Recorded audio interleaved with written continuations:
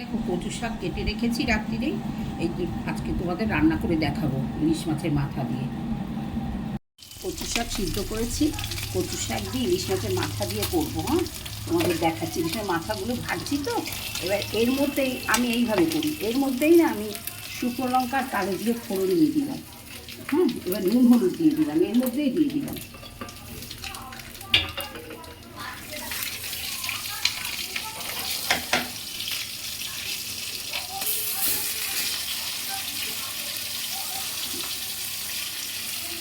দেখছো তোমরা?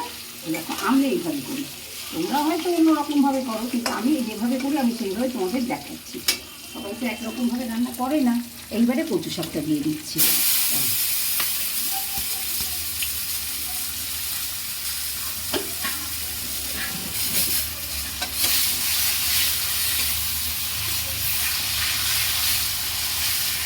দিচ্ছি, হয়ে গেছে। হ্যাঁ, একদম কটা কাঁচা লঙ্কা চিড়ে দিয়েছি। এই দেখো, কাঁচা লঙ্কা চিড়ে দিয়েছি, একদম এরকম করে কষে নিয়েছি। আর মুড়ো সব ভেঙে দেবো না, তাহলে ওই সবাই ছেলেরা খেতে পারে না, বলে বড্ড কাঁটা লাগে, খেতে পারি না। তাই একটা মুড়ো ভেঙে দিয়েছি, আর মুড়ো গোটা রেখেছি। এইটা আর মুড়ো গোটা রেখেছি। কিন্তু শাকটা বড়ো না, ছোটো। এই যে এবার নামিয়ে দেখাচ্ছি। এখন ইলিশ মাছের মাথা দিয়ে কচু শাক রান্না আমার কমপ্লিট হলো। হ্যাঁ, ওই যে তোমাদের বললাম একটা দুটো মুড়ো ভেঙে দিয়েছি, আর মুড়ো এরকম রেখেছি। ছেলেরা বলে বড্ড কাঁটা। ঠিক আছে, ভালো থেকো সবাই।